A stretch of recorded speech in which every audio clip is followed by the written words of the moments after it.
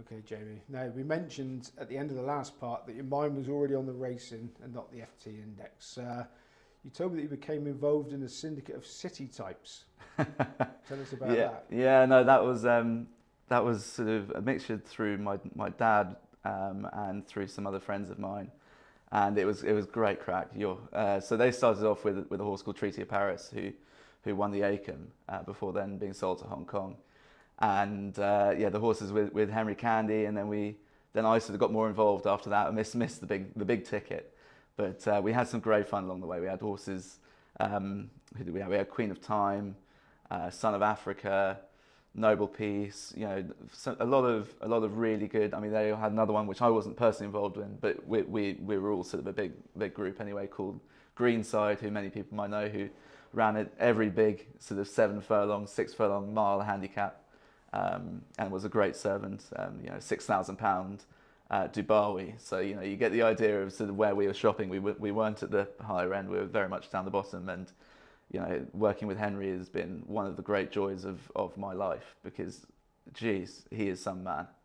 He is a horseman of unrivaled insight, and I've learned a lot from him, albeit not in a way that I can ever replicate, but just in a way that's been magnificent to see firsthand. Right, well, I've got Henry Candy. Oh, yeah. I remember being at Salisbury one day and Henry Candy came to the rails and had a bet. And the next second, the rails were deserted with floormen and bosses running off to get their Christmas money. Yeah. And he had that big a reputation. And he didn't bet very often. When he did bet, everybody just wanted to follow him in. And was that sort of punting sort of passed on to you guys? You want to be on this? Yeah, I mean, you know, it's a whole, like you say, it's a whole load of city types, and we all like a bet, and we sort of tried to have a few punts over the years. I mean, we never really had any sort of like legendary one, as it were, but we certainly had a few. We had you know, one at 33s that bolted up, and I mean, when Candyman knows, he knows.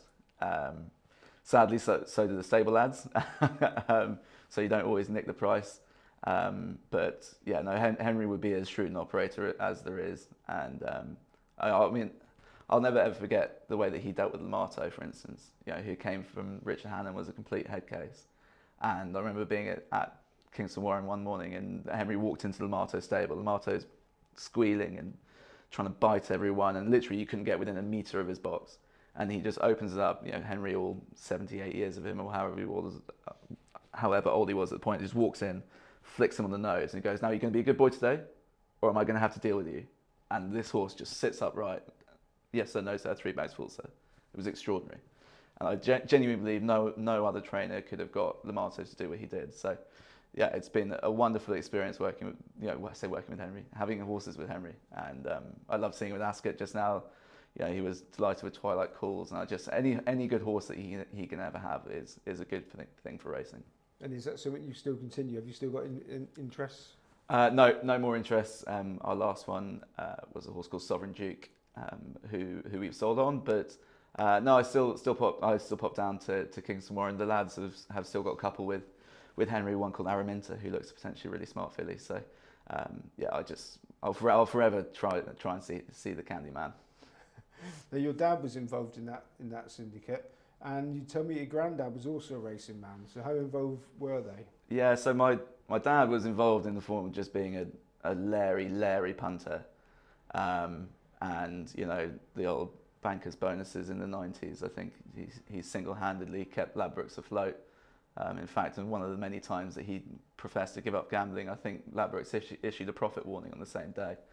And my granddad was an equally poor punter, despite working in racing. He was a journalist. He was the scout for the Daily Express for a while, and professional wrong'un. Not the best grandfather, but he certainly had some stories. But yeah. Can you tell us anything about being a professional wrong'un?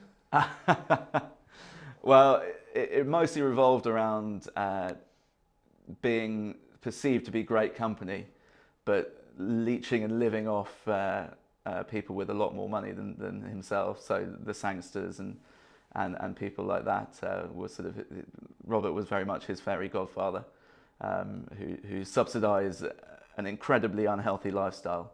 and some very bad betting.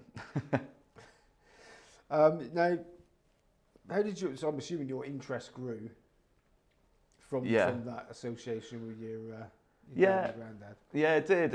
It's funny. I was never really that interested in racing. I was always surrounded by it in a sort of 1 degree removed way. And to be fair, I was a cricket boffin for ages, and I wouldn't have been able to tell you a horse, but I would have been able to tell you Curtly Ambrose's average in the last Test series, that kind of thing. But then when I was sort of about 16 and started to frequent a local Ladbrokes, I suddenly realised, you can punt these things. And then suddenly I completely transformed my view of racing, and I suddenly became a lot more interested than I was before. I particularly remember sort of sneaking off in between lessons to watch Voiper Estedes win the Champion Chase. I think I backed him at like 6-1 or something like that, hardly making a million, but the excitement of seeing the horse and seeing some Chalk Thornton's flowing locks, lead out across the line. I just remember going, God, I quite like this. So had you already sort of developed an interest in the mechanics of it, sort of form study and doing it properly? Yeah, kind of. I was more sort of just picking out various bits and bobs, really not quite understanding why I was picking what I was picking. But then obviously I started to go, right, well, I need to learn more about this. And then as soon as you delve into the sort of form analysis of it all, whatever, however long ago that was, 16 years ago, I probably know as little now as I did then, but I know so much more, if you know what I mean. You can never know it all.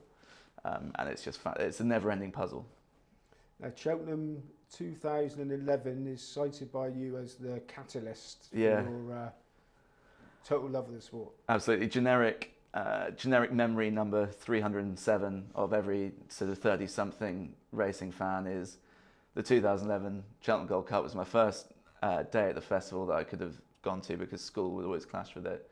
And Corto, Denman and Long Run jumping the second last together in the Gold Cup, unbelievable. And Corto was a horse that sort of firmly was my idea of the best horse I'd ever seen and would ever see. I'd probably still stand by that now, actually, to be fair. But yeah, that was unbelievable. And from that moment on, I just went, that's me, done. That was when it went from the interest to an obsession. And I haven't missed a day at the festival since, for better and for worse. Right, now we'll talk about your punting, back to the algorithms and risk management, all that sort of stuff. Yeah. Has that put you in good stead for your punting now that you're really taking it seriously? Yeah, it has, in that I know what I'm meant to do. And I do enjoy being disciplined at times, but really I still see punting as crack, as fun. And ultimately, if across the year I can pay for silly punting with sensible punting and break even and maybe small up and have a couple of big wins, then I consider that a job well done. Like I say, towards the end of my time punting the golf at uni, I just found it a bit joyless. And there are other ways to try and make money. And for me, punting was so much fun that if done sensibly, where I wasn't losing, but I could sort of find ways to make it pay roughly, if not just break even, then I thought that was a wonderful result. Is that really how you feel? Were you just setting the bar low so you're not disappointed? You make money every year. There's definitely a small element of that I would probably be small up every year, but in context of sort of percentage ROIs, it's sort of single figures. And if it's a bad year and I break even, still happy. It's as soon as you start losing control of your staking that you don't quite know where you are and you start chasing. I never want to do that. I never really chase, actually. It's not just, I just don't enjoy it. So are you a spreadsheet? You know exactly where you are to the last penny sort of person, punting wise? No, I don't have a clue. No, I look every sort of 3 months on sort of various betting accounts and try to work out what my win-loss is. But yeah, no, broadly just let it all tick over and sort of weigh it up at the end of the year. Okay, now we talked in the beginning a bit, this beat Benson thing has become quite a thing. Yeah. And if too many people beat Benson, it costs your employers a nice few quid. So you have to take it pretty seriously. So what angle, is there a different angle? Obviously, I assume you don't bet on everything if you're personal punting, which you have to with beat Benson. Exactly. But what is your angle from a personal point of view when you're trying to fathom out what's going to win a race? Yeah, I've always been just a pretty traditional four-man list, if you know what I mean. Like I definitely take some broader comment from yards about when they think they have a good horse, then bearing that in mind even if the horse doesn't necessarily fulfill that talent, keeping that in mind that it might still be a good one. But to be honest, the person I would consider myself thought process wise definitely way less good, but it's sort of similar way to how Paul Keeley thinks about things. Yeah, you look at horses' last winning marks, you look at if there are excuses why they maybe haven't run up to that since, try and figure out why they might this time, and see if they're weighted to win, that kind of thing. Collateral form, those sorts of angles. It's by no means a unique edge. I'm not trying to reinvent the wheel or anything like that.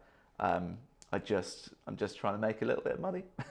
So you said that if you're in a pub watching something, yeah, you want to have a bet on it. Yeah. Would you just have a bet purely on a whim, purely for fun, or would you have done a little bit of research to back it up? So you are a recreational punter. Yeah. To a certain extent. I completely. I think everyone who punts can go through sort of every stage of a punter. Like, I don't think you have to be one type. You know, I can in a day be all types. You know, I can have a bet that I've had a horse in my horse tracker for 4 years, and it's finally the conditions are there, and I'll have a sort of max bet on that, and then I can be in the pub in the evening watching. You know, the basketball could be on, and I could just be like, I don't have a clue. Does anyone know anything here? And then they'll go, no. I'm like, fine. I'll have a fiver on the orange team, and everything in between. Doesn't it sort of play on your mind that you spent hours on the form book to chisel out a profit, and then you've just tossed it away on a? I honestly consider the things almost independent.